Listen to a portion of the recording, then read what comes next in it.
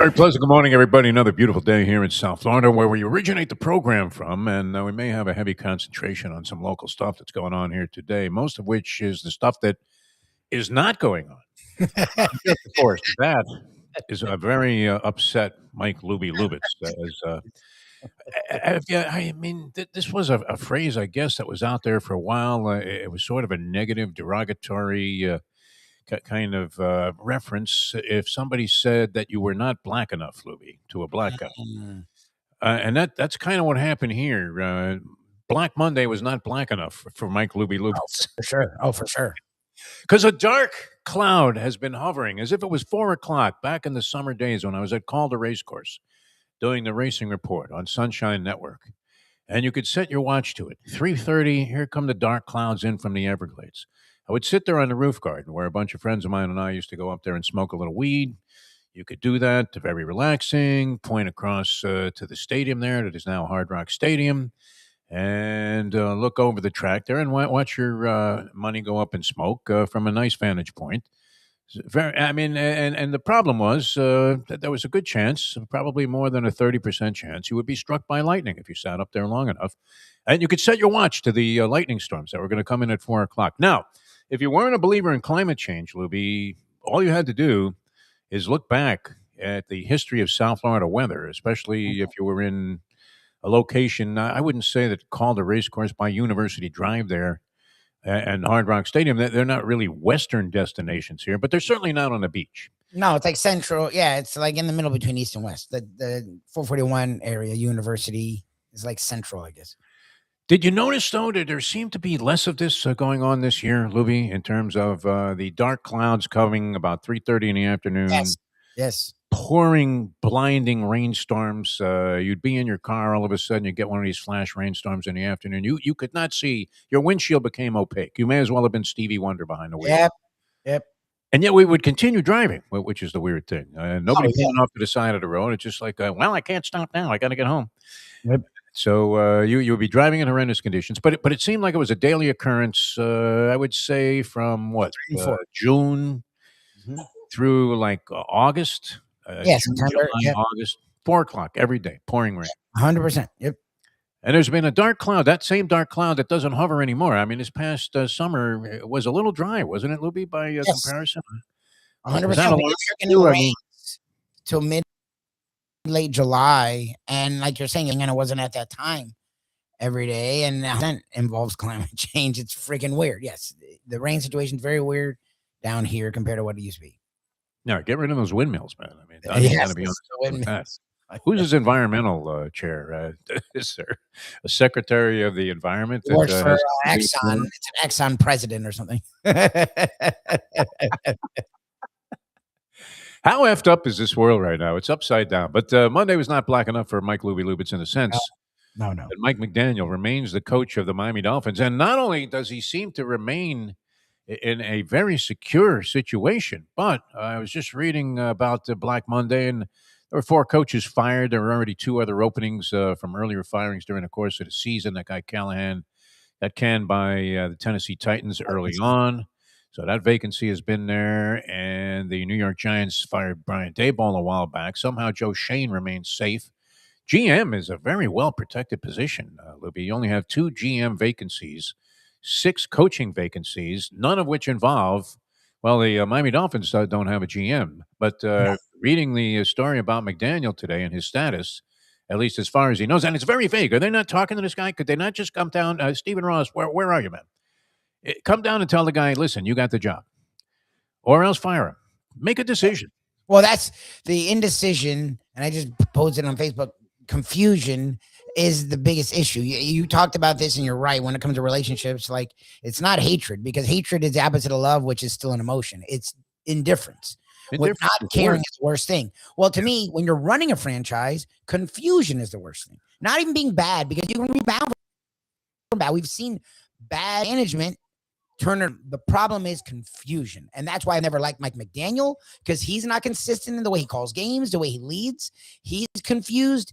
And I've always thought he was in over his head. And that's why I agree with you and others that I don't think it will turn around because I think he's just confused. I don't think he never picks a way. And to me, that's the worst way to do anything in life.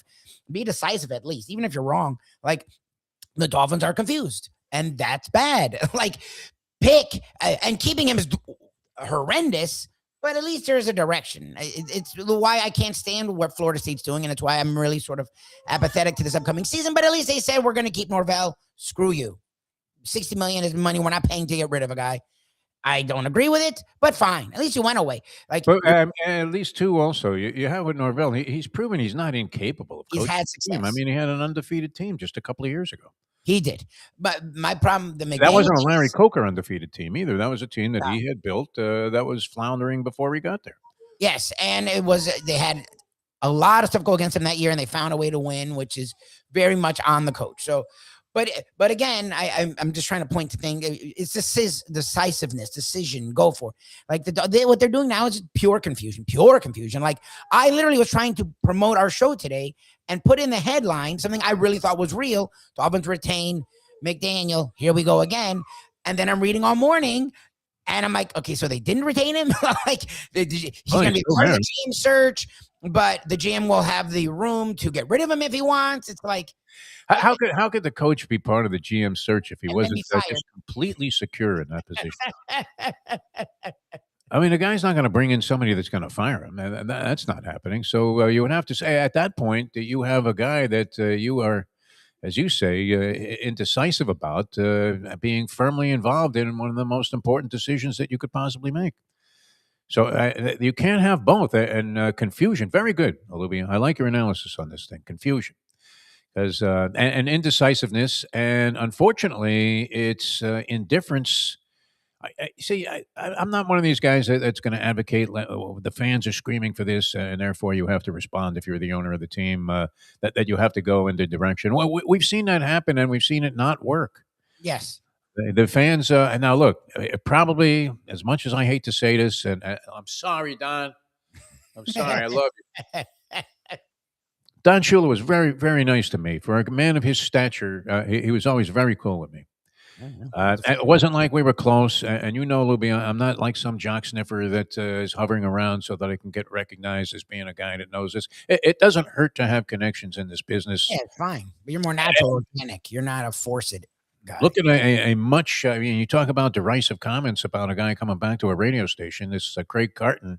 Oh, God. Goes on WFAN yesterday for the first time in a while after he left for a failed Fox program. Some guys have just a zillion lives in this racket. Yes. Well, he's been bad. He's gotten punished. He also done illegal things. He was in jail not that long ago. All right. And, a criminal activity that obviously hurt a lot of people in the process. I don't know if he had to make restitution to these people, but it was like selling bogus concert tickets or whatever. And they got nailed because he had a gambling addiction that had escalated to the point where it was beyond dangerous. I mean, that's the kind of thing that ends up getting you killed, right? Yep. Unbelievable. But he managed to survive that. Whatever. Let's hope he's gone in the right direction in that regard. People deserve second chances. That's for sure. And I would imagine he'll never get involved in that sort of thing again. You would think. You would hope. That being said, there's some appeal that I haven't quite managed to pinpoint. And it's not like I've listened to a ton of Craig Carton, but I've seen enough of him to think, what is it about this guy? Remember when we saw him there in the Radio Row at the Super Bowl? That was when this trouble was really about to pop. And so you can understand why he looked a little sullen and distant. Because it was shortly after that Super Bowl that we saw him at. And I remember we're looking and going, man, that guy does not look happy. How could you do this job and not be happy about having a job like this? Are you kidding me? 100%. It's crazy. But what he did yesterday, and this is what I began to say about having relationships and how it's good. Hey, look, we were lucky when we did that 10th anniversary show. Look how many people showed up for us. Yes. And it's not because I went out of my way to stroke people. I mean, I don't go out of my way to show up in places where Pat Riley might be or never did. But we always had what I thought was at least mutual professional respect, 100%, which isn't always easy to gain when you're somebody that's kind of trying to have fun with all of this stuff. I mean, we are not the Jack Webb School of Journalism here. Just facts. In fact, we rarely deal in facts. Is that a decent way to? In fact, we rarely deal in facts. We don't deal We in deal in lies facts. Look, you want to be either. accurate. Yeah. We want to be accurate. We just don't hammer it, and we don't take anything too seriously in regard to the facts. Because most of the analysis is inane. It's the same stuff over and over again. You're not giving anybody any great insights by saying, well, you know what? Their defense is really going to have to stop Derrick Henry. Oh, whoa. I was going to blindly watch this game and never even think that was a consideration. Of course they have to stop Derrick Henry. He's the only thing that these guys have at this point. What are you talking about? Although that tight end made a hell of a catch there. Is it Likely or Lively, the tight end for the Ravens? Likely. Likely, man, that guy. I think they had a Lively, but I think his name's Likely. What a catch he made there before that kicker blew that. I mean, that game will stay. It left an indelible impression on me, that particular ball game.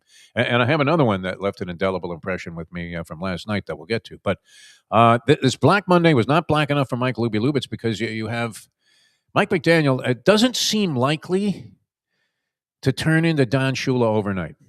I mean, this guy just doesn't seem like he's headed in the direction where all of a sudden something's going to snap and he gets it and is able to just orchestrate victory after victory, much of which you look at and you say, wow, that clearly has Mike McDaniel's coaching stamp on it. That they don't perform nearly this well if it wasn't for the fact that man was on the sidelines. Now, maybe there aren't many coaches that you could say that about. I mean, look at all the retread syndrome. And I was the first one to say, hey, it shouldn't be such an aversion to trying new blood and new guys in circumstances like this. Why don't they always go back to the same retread coaches? They always go back to the Dan Quinns and, I mean, maybe he's done some good where, and probably was compromised this year because of injuries. But And I heard a lot, yeah. But it's always the same guys, right? Of the guys that were fired, I don't know how many of these guys get jobs. I saw some speculation on show last night, Golick and Golick. Mike Golick is doing a show with his son. Yeah. And it's actually very good. As these talk show goes, they do a really, really nice job. I have to say, I was not a big fan of Golick Jr. necessarily. I thought that was like nepotism that he got. 100% nepotism. Mike Golick happens to be a super nice guy when you meet him. Very nice guy. Very nice guy. I remember before he really got started, his career was launched by the one and only Chris Visser in 100%. Arizona. That's how he got started. And Visser was turning things around at some radio station in Phoenix. And he decided to bring in Mike Golick as his morning guy, part of a two-man morning team. I don't know who the other guy was, but Golick certainly went on to distinguish himself, and he's very good. And they were talking about all of these different coaching situations, and they were speculating that the only guy that was probably going to get a job out of the fired coaches, Pete Carroll's probably done, right? You got to figure. He's just older, because to me, I caught me off guard, and I realized they're gonna have the number one pick. They're going to want to start over. You don't want to do it's in a new world offensively now from what he's dealt with like that. I would trust Carroll, even though he was a defensive coordinator. I would trust him to run an offense. He did very well with a lot of people. He's been really good. I like him, but from what I saw, that was, I guess, the contention is that it's a new NFL, it's a new day, and you want to have a young guy at the helm, I guess. But I don't get is he was that old last year and you gave him a 3-year deal. So I don't get that, but I guess they thought they'd be good. So he's better for a good team. I guess if you're rebuilding, you'd rather a young guy. I don't know.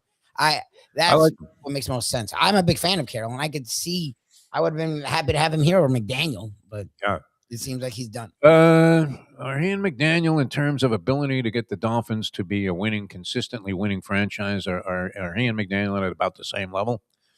Probably so. So you got the younger guy there should be some upside with McDaniel as a coach if you were going to keep him around. That would be my contention. That if I'm running the organization, which let's face it, we all do a much better job than the people that are running it. But I would question this: what is the upside with this man as a head coach? The last 2 years have been a scathing indictment about the idea that you can take some genius offensive guru and just all of a sudden give him all the responsibility for everything that goes on the field. And once again, I just don't know how a guy could coach a team. When have you ever? What if Red Auerbach just sat there, watching the end of that cigar that he'd light up, the human victory cigar? He'd send in Hank Finkel, and then he'd light up an actual cigar. But what if he never looked out on the court?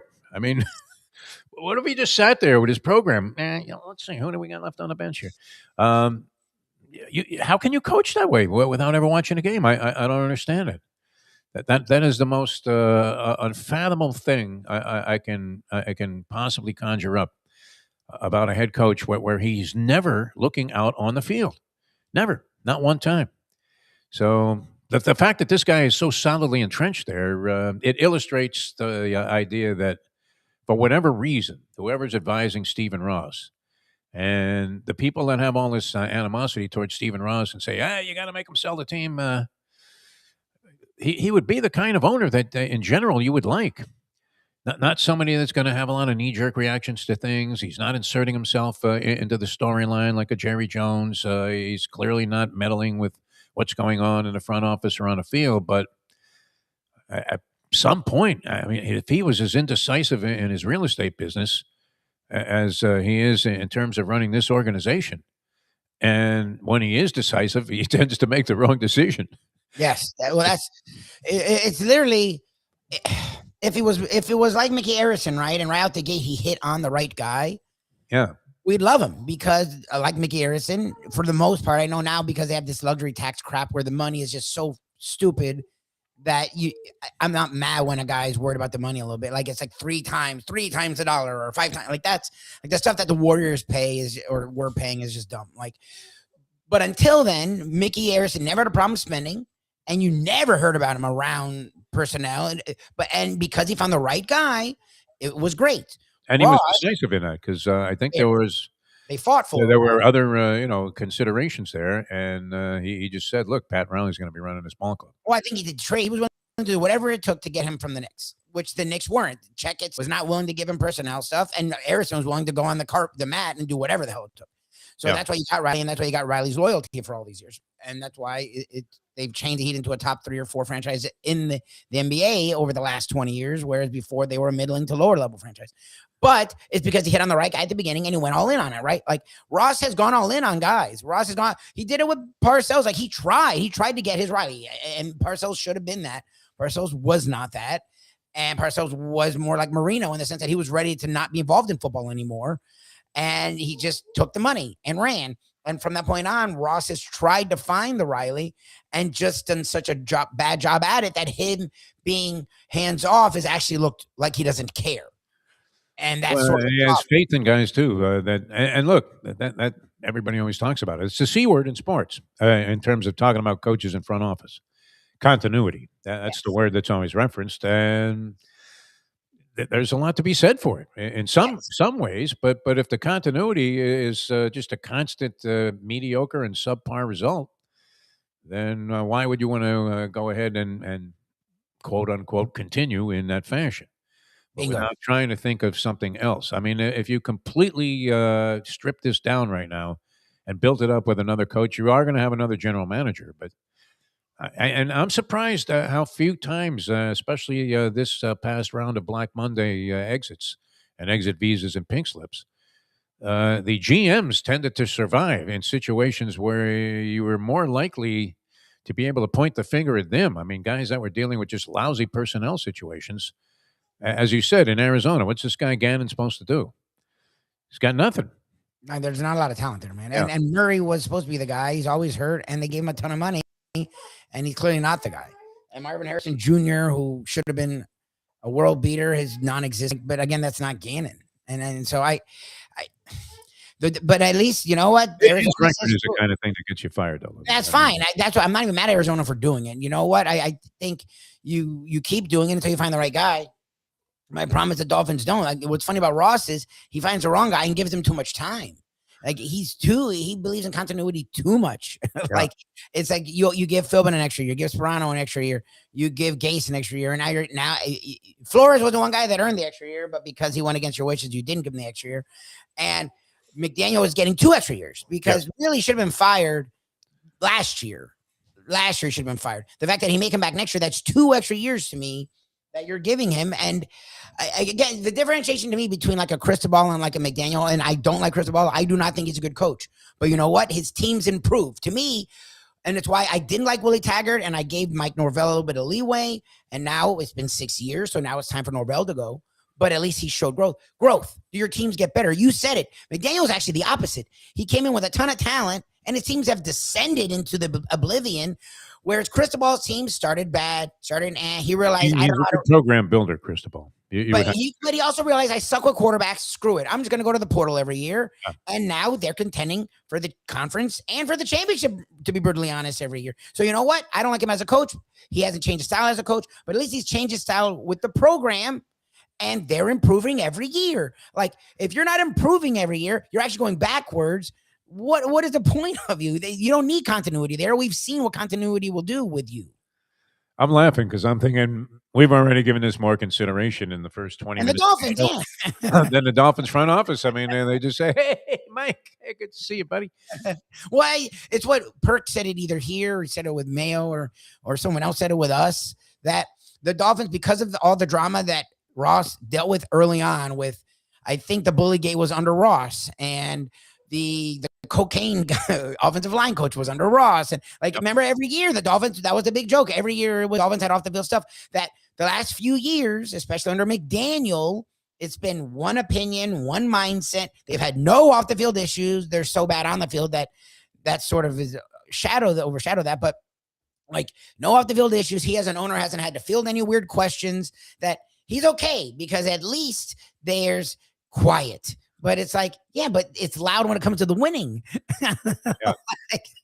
Well, and do you have an opportunity to go ahead and, I hate to use this because we've heard it enough times, to go in another direction.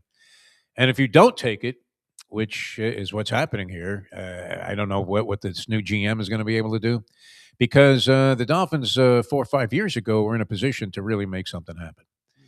They were in the unfortunate, sorry situation where you're really bad, and all of a sudden, because of that, because the NFL is and most sports are hell bent on rewarding futility and rewarding the franchises that are the worst.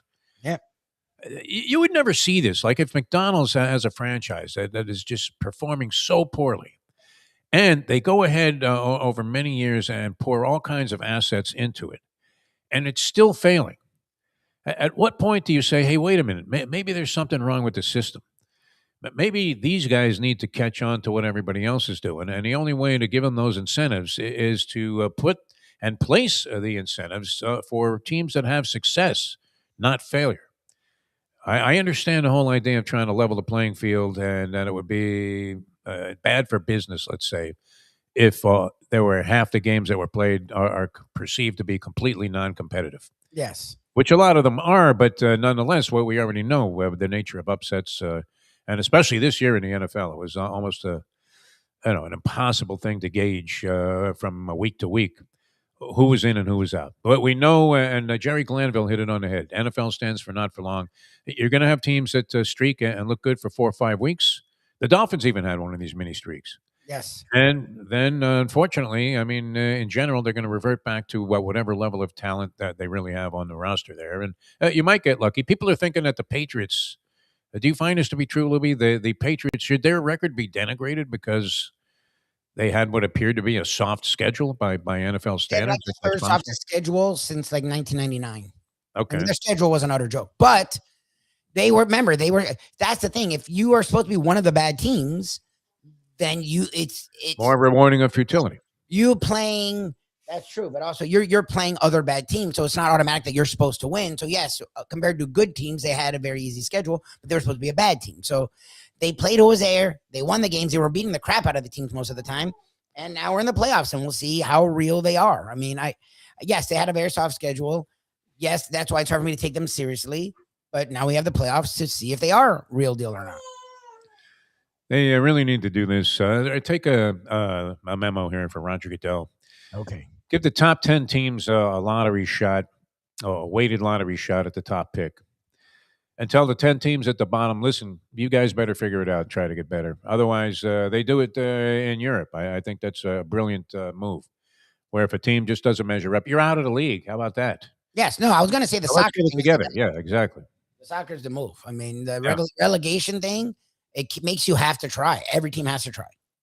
instead of putting a $100 bill in the pocket of what is the equivalent of a homeless franchise because they can't figure out what to do with their front office. And I don't know. I mean, you have in baseball, you have teams that don't spend. I guess they have their bottom cap, and they'll stay at that level.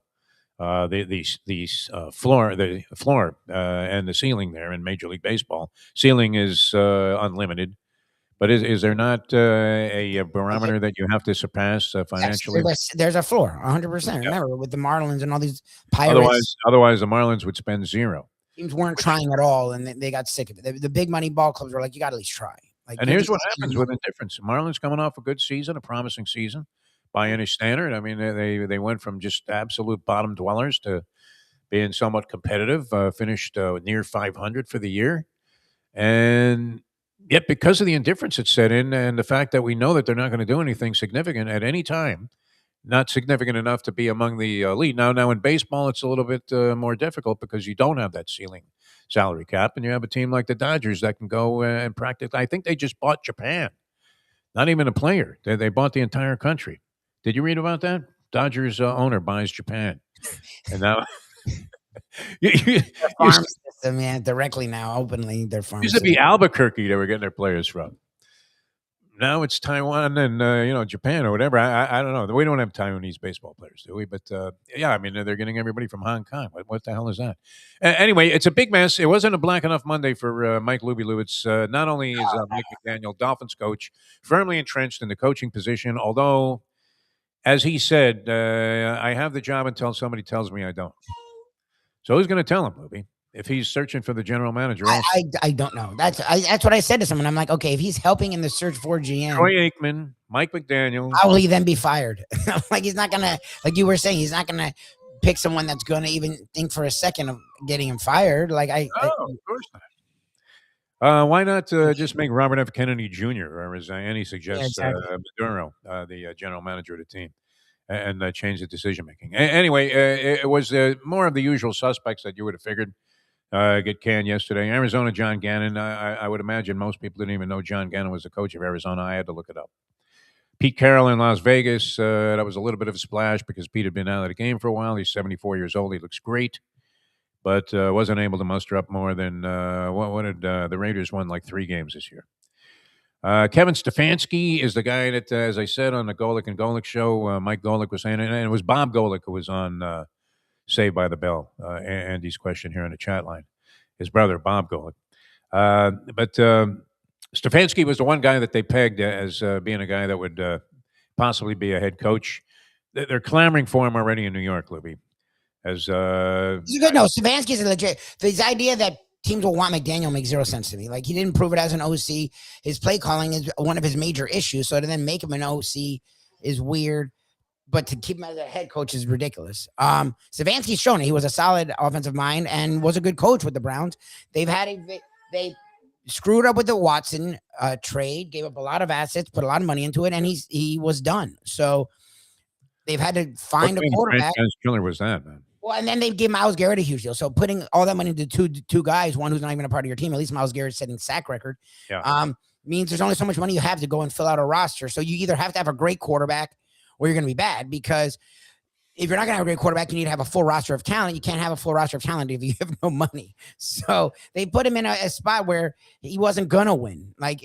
So he's a legit coach that I don't see why he wouldn't do another job. McDaniel, he's just over his head. I don't even know if he's ready to be an offensive coordinator at this point. Like, I would want to see him as an assistant to then a coordinator to then see if he's learned to be a head coach. You ever feel like and know that you were doomed in a situation as it was developing, Louis? I had that happen to me with a couple of shows where I'm looking and go, oh my God, you know what? This thing is an abortion. The longer I'm a part of it, the more likely I am to never get another job in the business again. And that's sort of how you feel if you're a Dolphins fan. I don't see where the turnaround is going to come about. They could bring in some brilliant guy to be a GM, but it appears right away, even in conducting their search, I really don't know what Troy Aikman knows or doesn't know about the personnel people that are involved in the National Football League. Maybe he's much more highly connected than I would imagine. I'm thinking Aikman is very well respected by people. Color analyst. He doesn't move me one way or the other, but he sure looks good in the booth there. He looks like he knows what he's talking about. And is he among the better color analysts? Would you say Troy Aikman, or do you find him just? He's fine. I don't know if he's as good as the lofty position he has, but I don't think he's as bad as some of the people make it either. Like, he just doesn't say anything. He does the job accordingly. It's amazing these guys are getting paid the kind of dough that they are. Joe Buck and Troy Aikman. I mean, you talk about being in a leverage position. All of a sudden, they're giving money away like there's no tomorrow. And these guys are available to do Monday Night Football. ESPN had screwed with the announcing teams for Monday Night Football for so long that we ended up with Booger McFarland in some space vehicle. Yeah, he was in a car on the other side of the pipeline. You have to be. How tough is this? Guy calls the play, 2nd and 10 from the 32-yard line, 4:52 to go in the first quarter. They're lined up in his shotgun, and Marino back to pass. And look at that. He found Mark Duper. And what does a color analyst have to do? I mean, does he really need to have like a zillion gimmicks at that point? He says, nice catch by Duper. I tell you what, that's a superhuman effort, Joe. It's not that difficult, right? I mean, how is that job worth like $20 million a year? That's amazing. To each guy. Where were we, Lubie, when they were handing out the cash? I don't know. I've never taken to calling games, but I guess I screwed up because, yes, there's a lot of money in it if you can get to a decent position. They weren't paying me that when I was doing those UM baseball games from Dark Lake Stadium. Exactly. And the Black Bears of Maine are in town tonight. They haven't played outdoors since last summer, but here they are tonight. Who was the hockey player that was on the Maine baseball team? Correa? Was that the guy? Paul Correa? Paul Correa, yeah. I didn't know he was like a third baseman with the Maine baseball team that came to town to play the Hurricanes. A couple of games that I called. I still remember that Sonny Hirsch pointing out to me, yeah, that guy's going to be in the NHL, man. Like, what are you talking about, Sonny? He's playing third base for this baseball team that look how pale these guys are. They have no chance to win. Just joking, speaking of not black enough, looking at their skin color, they haven't been out in the sun in 2 years. What are you talking about? We're going to come back with more, a lot more to do here. We have the Fiesta Bowl. I didn't even realize this until you mentioned it yesterday, Libby, that the Fiesta Bowl is Thursday night. I guess that makes sense. The college playoffs didn't necessarily want to bang heads with the National Football League, which is going to dominate the weekend with 2 games Saturday, 3 Sunday, and then a Monday night game, which is kind of an oddity. But the Fiesta Bowl is Thursday night. Miami 3.5 over Ole Miss. And you have the Peach Bowl then would be Friday night to decide the opponent for the national championship game here at Hard Rock Stadium, Lubie. Home game for the Canes if they can get by Ole Miss, which clearly the odds makers are thinking that's something that's going to happen. Well, yeah, you have a fill-in coach who people didn't even think should have been made the head coach. He doesn't get an offseason, doesn't get anything. He becomes a coach because he was already on the staff. That didn't seem to hurt them though against Georgia. No, they got past Georgia, but you have that guy there, and you have a quarterback who was a Division II dude who is on the shorter side, and it's a style that is the antithesis to Miami's. Who'd they play in the first round? Ole Miss. One of the James Madison or Tulane. Oh, they had Tulane, or they played one of the randoms. Yeah, one of the stupid schools. All right. No, I think Oregon had. Oregon had James Madison, I think. I think they played one of them. Let me see. Somebody else had Tulane. I don't think it was Ole Miss, but anyway, I mean, they won a couple of games under, and the further away they get from the circumstance, the more they have a chance to adapt to the idea that, hey, let's go get them. It's not over until we say it is. This is Plutarski City here, Libby, with Ole Miss. Chambliss is coming back, so that's probably going to encourage them. And it appears that their coaching situation is going to be squared away. So, and they beat Tulane. Remember, Oregon played Tulane, okay. Madison, and they got the cakewalk, and it wasn't a bye. It was a nice, easy win to get them going. And a lot of people are saying that's why the buys hurt these other teams, because you're not playing at all, and they're playing, but they're playing like a cakewalk. Yeah. So it's just giving them experience. Nice game. So that's it. But so that's the thing is, on paper, it works for UM. Again, you're not playing the juggernaut Georgia with Kirby Smart. You're playing Ole Miss with Pete Golding. But styles, again, make a fight, and styles, again, make a sporting matchup. So you never know. It could be a style that helps UM, but it also, if they're able to get going, the style definitely will hurt you. It'd be interesting for sure. I mean, very curious matchup. And as you pointed out, very good analysis, astute analysis by you yesterday, Lubie, on the program, talking about how the Canes were more likely to have success against some power-driven team where quarterback is less likely to take off and start creating plays, Caleb Williams style. And Cam Ward did it last year. And this really seems to be especially effective if you're talking about the college game versus the pros. It's working in the pros now, too, where the quarterback runs around like Fran Tarkenton for a while and then fires a ball down the field and somehow finds an open guy. They're becoming very good at that. And that's one of the biggest drawbacks there of Tua Tagovailoa, because to be that type of quarterback, I believe you have to be able to create plays by running the ball as well and at least be somewhat of a minor threat in that capacity if you're going to be that type of quarterback, not the big strapping 6'4", 6'5" guy that's going to stand in a pocket and fire. And Tua just can't do that. I mean, he doesn't have any of that ability. And as unfortunately, and you would think his size and the type of quarterback he is, that he'd be rolling out like Kenny the Snake Stabler and making things happen down the field by running the football. And he never got around to doing that. He's been even more compromised since, unfortunately, his head seems to be comprised of silly putty. All right, we're going to come back with more. Lots more to do here on the program. Mike Lubie Lubitz, Jeff DeForest. Glad you guys are with us. Appreciate the comments on the chat line. As Lubie just absolutely bummed out that Black Monday did not bring about a giant shredding of the contract. It's just annoying because the names that are out there they're doing what I wanted. They're going to like the 4 or 5 franchises that are not only good but have become good through building in the draft. They're really good at drafting.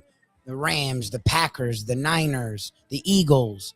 Like those are I would throw in the Ravens. I don't know if they've interviewed anyone yet for the Ravens, but they've done what I wanted. Like guys that are VPs, player scouting, assistant GMs, like from these franchises, which they haven't done in the past. So they went outside the family. So they've done that. But the McDaniel's there, and they're saying he's involved in the GM hiring. So it's like so then what are you guys doing? Like anytime who else is involved? Gloria Estefan, the Williams sisters. I mean, some of these minor investors that he had. Who else is on the board? Is Condoleezza, back in the game? What the hell? I don't know.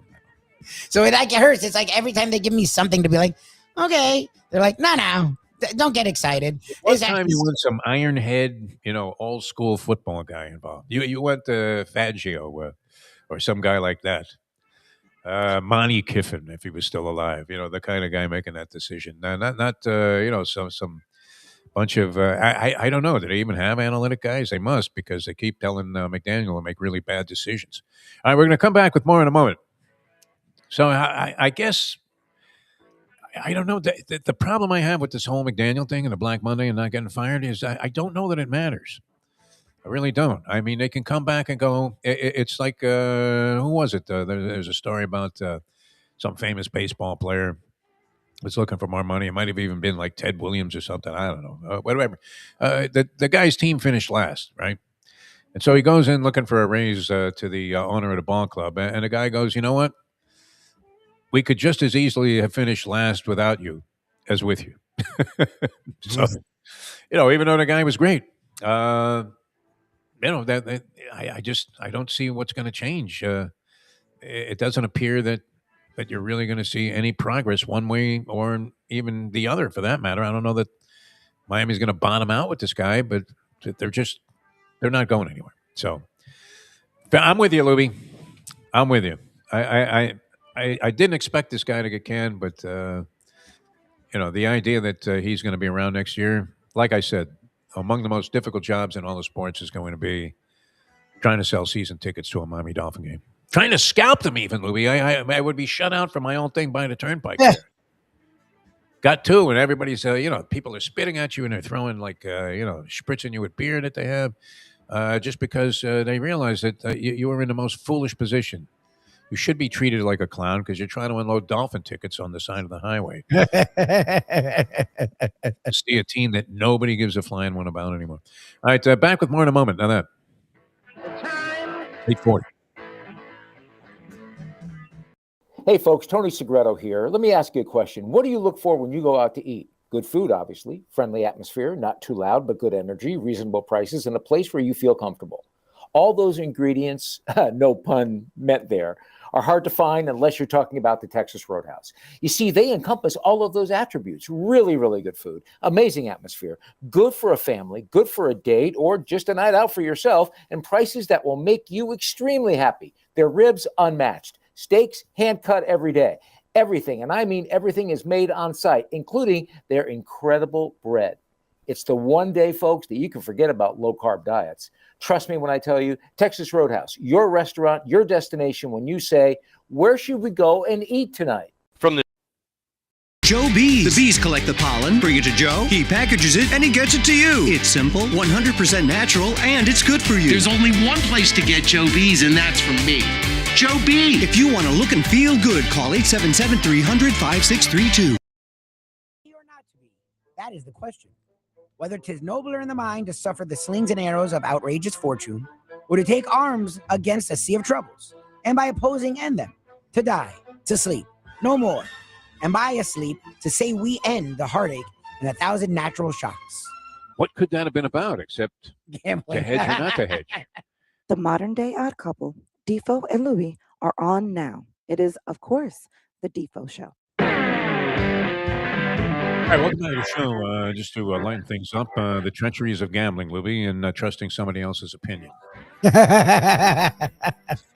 Many, many times. And this guy may be very good. I haven't seen too much from him. This is in my post-action top play from yesterday. I was reading this, and I was thinking, I don't know, do I want to get involved in this? This guy's making perfect sense. Perfect sense, Lubie. How about this? Okay, so this is a guy named Mike Teray, and he's writing about last night's game between the Knicks and the Detroit Pistons. I don't know if you saw the result of this game, but my Knicks fan friends were not happy, so I presume the Knicks didn't play well. according to Mike, before the game, the Knicks 23-12 and the Pistons 26-9 meet in Detroit on Monday night. Okay, let me get down to the nitty-gritty of his analysis here. Pistons, essentially, he was saying the Pistons starters are hurting at this guy, Yeah, Jalen. they were missing Duran, who's actually started playing really well, and they're missing Ball. someone. And Tobias Harris, both going to be out. Geez, he's And like, Kate Cunningham playing well. yeah. Knicks are only laying 2 points in this game, laying 2 against a depleted Detroit Piston lineup. Every reason to believe also that they were going to get hammered on the inside. And he also suggests that Karl Anthony Towns, who's been playing well and is averaging 11.8 rebounds per game, second in the NBA, 23 double-doubles on the season, are third best behind Jokic and Jalen Johnson. So he says, aim for the Knicks to outpace the Pistons, who will be playing on the second night of a back-to-back following Sunday's win against Cleveland. The stage is also set, Lubie, for Towns to have his fingerprints on this game opposite a hampered Pistons rotation of bigs. Yeah, he sucked, right? The final score, was 121-90. I mean, where do you go? I mean, it's not like this guy said this was the game of his life, but where do you go after you lose the game of your life? And then Towns, as a big against a team without their big, had 6, 1-1. And they took him out of the game. He only played about 23 minutes. They realized they were getting hammered themselves. Oh my God! That is complete converse logic that actually took place. How look, if you read this in the morning, which I did on the throne, and you're thinking, you know what, that makes some sense, man. And the Knicks were on the skids that they had lost 3 in a row, and they're playing. I guess the in-season cup there, the NBA Cup tournament, is also its own curse, Lubie, because the teams that win that usually end up falling apart. Well, there's only been 3, right? Didn't the Lakers fall apart that year after they won the Cup? Yes. Milwaukee was eliminated in the first round in embarrassing fashion in the postseason. Pacers. See, I think the Pacers were the runner-up one year, and then I think that was the year they did really. I think last year the Pacers might have been the runner-up, and they did find their way to the finals, but they didn't win it. Yeah, I don't know if anyone who's won it yet has actually done anything with it. No, I don't think so, and it looks like it could be the case this year. James Dolan in that interview says he expects the Knicks to be in the finals, the NBA finals this year, and possibly win the championship. And he also owns the Rangers. I mean, talk about control. Nothing like being in the inheritance business. Do you think James Dolan would have a nickel in his pocket if his father didn't own like Comcast in New York or whatever it was? I think It may have taken on other forms since it originated, but he basically was getting your $100 every month if you were spending money on cable TV in New York or any kind of TV hookup for that matter. Where would James Dolan be? Is he a brilliant decision maker? He's usually just skewered by New York fans of the Rangers and the Knicks. He's always been in, sort of a center of controversy, getting in conflicts with players and fans. Seems to be despised by virtually everybody, Lubie. In contrast to Stephen Ross, who everybody says the same thing, right? It was like the Wannstedt syndrome, where, he's a nice guy, but completely inept at what he's doing. Okay. McDaniel, same thing. He falls into that category. All right, so what's your thought here? Do the Canes end up in the final game? And if they do, is it Indiana or Oregon, Mike Lubie? It's Mr. College Football. We're going to put the spotlight on you here. Now do this now. And see what you think about these two games. And let's face it, you can't do any worse than Mike Turre did. Yeah. In handicapping, as the team that he was laying 2 points with gets defeated by 31. Yes. 31 points. And on top of that, the guy that he touted that was going to have the big ball game and dictate the pace of this thing. I mean, if you're wrong, you may as well be dead wrong, right, Louis? What difference does it make? Yes, he went all the way in. Yes. Your money is in the Bunsen burner. Just throw it in the fireplace because you are getting, destroyed in this game. And Karl Anthony Towns is going to go for all of 6 points. I was shocked to see that. I figured at least maybe he, salvaged some dignity out of this column with Towns having a decent ball game, but far from it. It was an abortion on all fronts. And those are the treacheries of gambling. So I'm going to put you on the spot with that as a setup, Lubie. And why am I feeling that Miami's going to beat? They're going to beat Ole Miss. I don't know. Well, I mean, they're the favorite, and they've been able to beat 2 of the top 5 teams in the country. I mean, A&M and Ohio State were 2 of the top 5 teams pretty much the entire year, and they beat them. A&M had a very similar style to Ole Miss, and they beat them, and that style now was in the heavy winds, and Marcel Reed couldn't hit the side of a barn, so that made their style not work. But UM, with their style, won, and then Ohio State should have played with that style. They didn't. Ohio State tried to beat them at their own style, and Miami won. So it's like, okay, this way they're playing with the personnel they're playing, they've been 2 really good teams.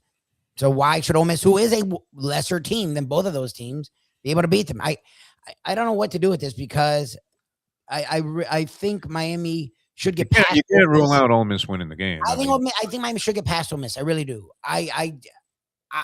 Because I have not really believed in Chambliss at all. But like watching what he did versus Georgia, and Georgia was playing well in the game and up to that point. And watching, they were coming after him and him running around doing the Fran Tarkenton on either back plays or 2 out of the last 3 plays on that drive. I was like, okay, Miami's not better at this than Georgia is. I know this year they seem to be, but they're not. So it's like, he can do this to Georgia. And again, it's not like Georgia isn't scary to go up against or intimidating to go up against. So if he can do this, why can't he do it against UM? So it's like this wild card that it's almost like Miami's been getting that. Why can't Ole Miss, right? Miami was a team that was supposed to lose. Miami was a team that wasn't supposed to be there, and they're proving people wrong. Well, why can't Ole Miss do that to Miami? Why can't Ole Miss be the team to prove people wrong? So, like, as much as my gut says Miami will move on and then probably lose to an Indiana, Oregon that I think are better coached and okay, so physical and smarter than them. Like, I don't. Will they be there? Will they be there? Ole Miss is going to find a way to win this game. Like, something tells me, like, being able to get past Georgia, there's no Kiffin to get in their way. Golding probably sucks as a coach, but he's new, so he may not get in the way. He may let the kids just do what they do. And Kiffin, he pulled the right strings, and whatever his decision making influence was, they played a really good ball game. And my theory would be this: I mean, one of the favorable things I think for the University of Miami is the very thing that makes you think Ole Miss has a chance, and that is this Chambliss was spectacular in that game. You couldn't have played a better game at quarterback for a team that was an underdog against a real powerful force.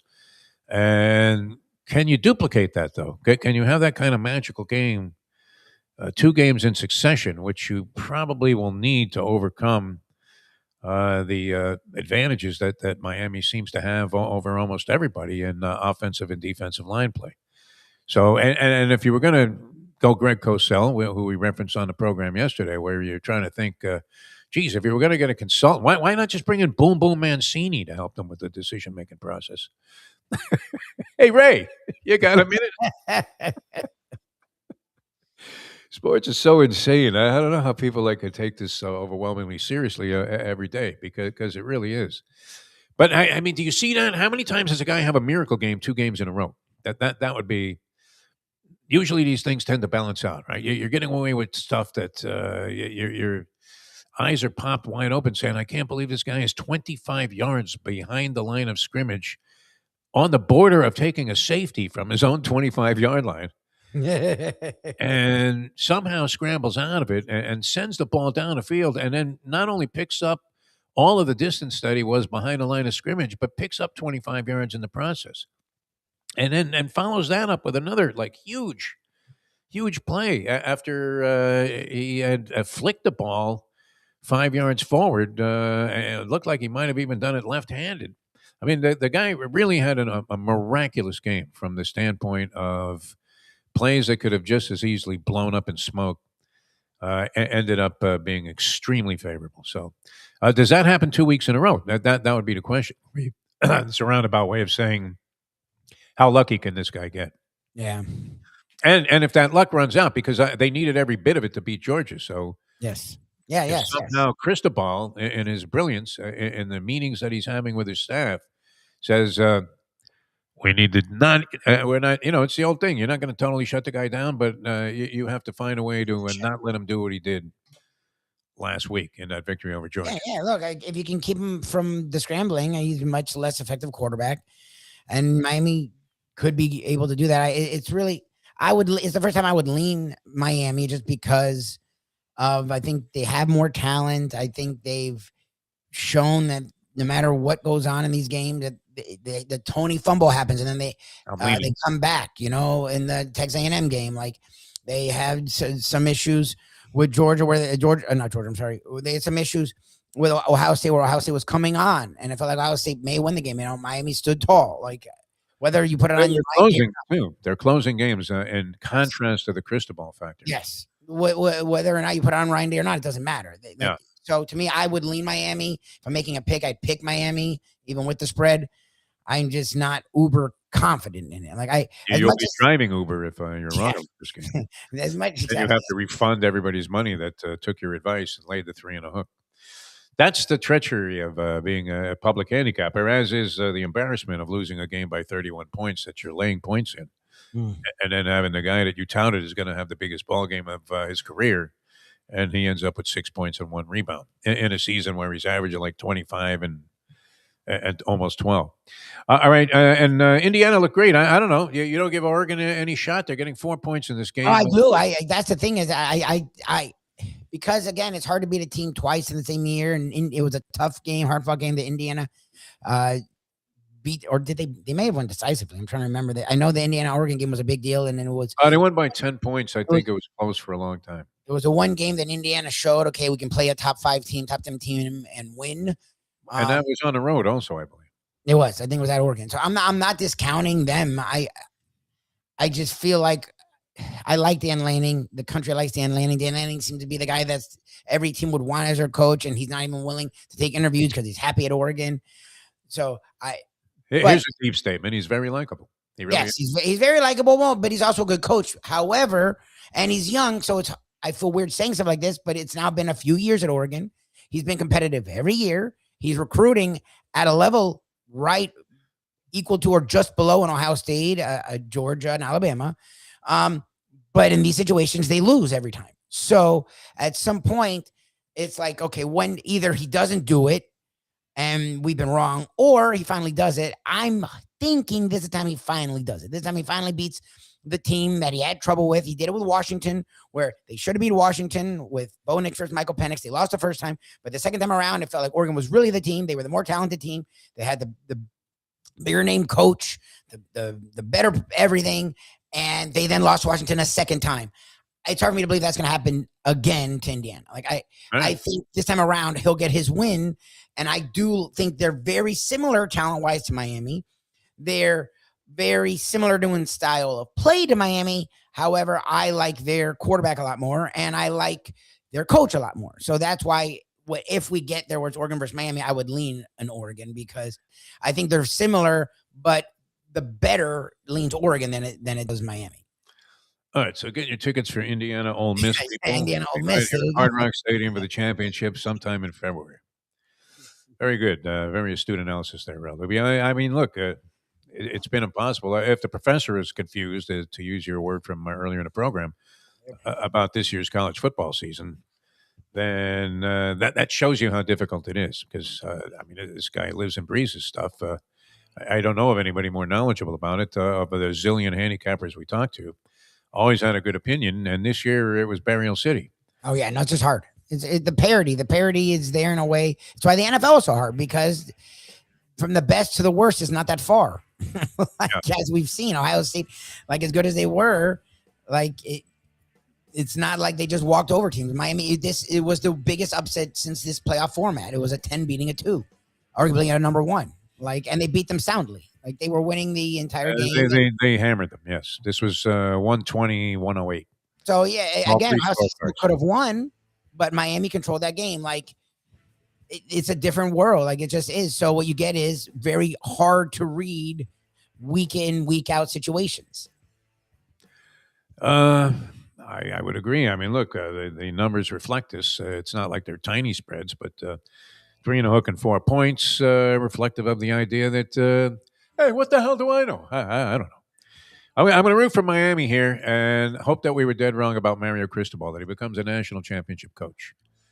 And we will hear the call, the dulcet tones of Joe Zagacki going, we did it! Saw Scotty Mack yesterday, old producer from the WIOD days. Oh, nice. We were thinking back to some of the hysterical stuff that went on at that radio station, and even on our own show, which we had a lot of fun with. He had an incident that I will never forget. Actually, the aforementioned Chris Visser helped us out. I'll never forget this. And as insufferable as Chris can be, running down his resume every time he gives you a call, I will never forget that this is the nature of what the man was all about, right? Rival stations. Scotty Mack realizes that his girlfriend had swiped his car. And so because I was driving, he forgot to take the equipment out. And so we get to Melbourne to do the original spring training with like Charlie Huff and the then Florida Marlins. And we're trying to compete with QAM, who had just kind of come into existence. And they had the Marlins contract, which the program director at WIOD, this guy Gary Bruce, thought that was it, man. We were going to get buried. We had no chance to compete with anything. Forget about it. Shut the transmitter off at 7 o'clock because everybody's going to be all in on this Marlins baseball in its first year. And they had Joe Angel and Dave O'Brien on a call. So actually the broadcast, what was very entertaining to listen to also, even though the Marlins were, a god-awful team, was going to win like 60 games. And there was a certain amount of euphoria to justify the whole idea that, okay, this could be really bad if you're the competing radio station at night against a first-year inaugural season of a franchise when nobody thought we were going to get another sport down here. Incredible. All right, and sure enough, we show up in Melbourne to do these special shows, the show that we're right there. We're going to bring you Marlins coverage like nobody else. Forget about QAM. They may as well be making their calls from a payphone somewhere outside of Orlando, giving you live reports on what's going on. And we have no equipment. And it turned out Visser ended up loaning us his stuff. Oh, wow. What was great, though, was the engineer calls us and says, you sound like crap. And I'm thinking, yeah, because this is this cheap-ass station that had just signed on. The owners there, they paid off like bandits. But at that time, they weren't investing a lot of money in what it was that they were broadcasting with. But I never forgot that. And there's nothing worse, right, than showing up and realizing, oh, crap, forgot the stuff. You've had that happen to you. I don't know. It happened to me a couple of times with the with the trivia challenge over the years. But I was doing a lot of blow at that time, so. I did. The one time we went to the Marlins, and I didn't realize that I had the equipment, and I was supposed to, or the equipment was at the station, and I was supposed to grab it. Yeah. But at least we realized it the day before, so either I could go back and forth, or like what happened, Ken came through like a freaking champ and was willing to drive up to Jupiter. But yes, that's right. Oh, yeah, that was a battle. That was the time we had bitched that we needed a hotel room up there because we don't want to drive like an hour in the morning. Yes. And then have to set up this stuff. Always something, Libby. It's always something. Always something, yes. I mean, over 30 or 40 years of doing it, these situations continue somehow to arise. All right, great. Black Monday, not black enough. That was the title of the show. It's not black enough. It wasn't. You could put that out, and I'm sure we'll draw a lot of attention on various social media platforms. Yeah. If the title of the show was "It's Not Black Enough," yeah, I'm sure it will for many different reasons. We may be shut down by various. Well, there is no FCC rating. I was going to say the side that does whatever it wants now would love it, so we'd get away with it somehow. Yeah, I mean, and that would be our summation about Black Monday, if you were a Miami Dolphin fan. And not only that, but I mean, that's totally discouraging to think that the guy that really, I mean, how summarily responsible in the end is Mike McDaniel, as much as anybody, correct? What would you say in terms of the failures of this team in this last couple of seasons? Okay, I mean, you can concede them. They didn't look like they were doing anything, right? No, they went backwards. This, and I love this new reasoning. Before we go, well, they're thinking maybe they'll give him a real chance to win. He chose to come to the organization with Chris Greer, and a lot of coaches wouldn't have. So that's why he was touted as a guy. One of the reasons he chose to be with Tua. We saw the phone call. He was all over the Tua. So again, and that's why a lot of coaches may not have sitting there knowing he's making $5 million a year now or whatever, 10. Yeah, exactly. Unbelievable. So to now go, well, we're going to give him this was his real chance. He had 4 years with the two guys he wanted to come and be with. What are you doing? It's just so weird, though. The confusion around the whole thing is just so strange. I'm laughing because Andy says that Flores sued them for not being black enough. Put that headline out there, Libby. See what happens. Maybe we go viral.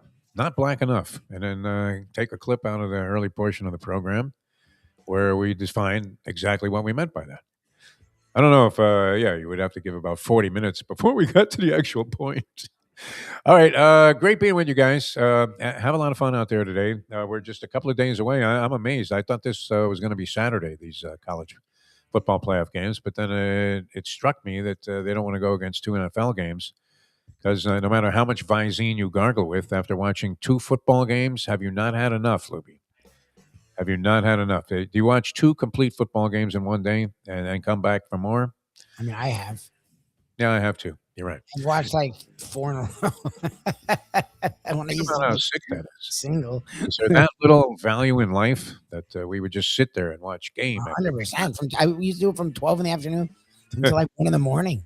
Not have any problem. How much sugar is that? There was a giant full moon that happens once every other, century. Last night, did anybody go outside? No, because you're watching women's college volleyball. All right. We will see you guys tomorrow. Thanks so much for being with us. For Mike Lubie Lubitz, I'm Jeff DeForest. We'll see you next time as we leave you know that. The time. It's 9:04. Let's go to eat a damn snack. Look what they done to my soul.